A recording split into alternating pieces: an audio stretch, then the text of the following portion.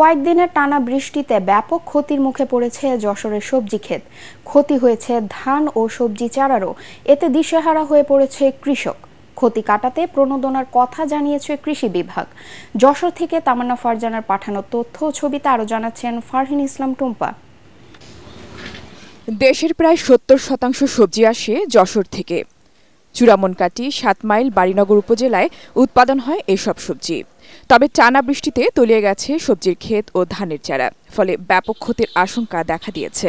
চারা সব বৃষ্টিতে তলিয়ে গেছিল, পরে পানি নিষ্কাশন ব্যবস্থা হয়েছে, প্রচুর চারা পচে নষ্ট হয়ে গেছে। অতিরিক্ত বৃষ্টিপাতের ফলে আমাদের অনেক ধান গাছ তলিয়ে গেছে, পাশাপাশি অনেক তরিতরকারির আবাদ ঘাটও তলিয়ে গেছে। চলতি বছর জেলায় প্রায় ১,৪০,৪৪৫ হেক্টর জমিতে রোপা আমন ধান চাষ হয়েছে, আর প্রায় ১০,০০০ হেক্টর জমিতে চাষ হয়েছে শাকসবজি, পেঁয়াজ, পান, কলা। ক্ষতি কাটিয়ে উঠতে প্রণোদনা সহ সহায়তার আশ্বাস দিয়েছে উপজেলা কৃষি অফিস।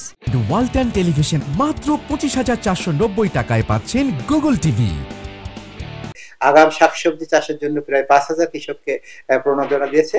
তো আমরা যেটা ক্ষতিগ্রস্ত কৃষক যারা আছে তাদেরকে আমরা তালিকা করে প্রত্যেকটা উপজেলায় তাদের অগ্রাধিকার দেওয়ার চেষ্টা করছি। এছাড়া বন্যায় জেলার অধিকাংশ মাছের ঘের ভেসে যাওয়ায় ক্ষতিগ্রস্ত হয়েছেন জেলার মাছ ও পোনা ব্যবসায়ীরা। Bureau report, ATN Bangla.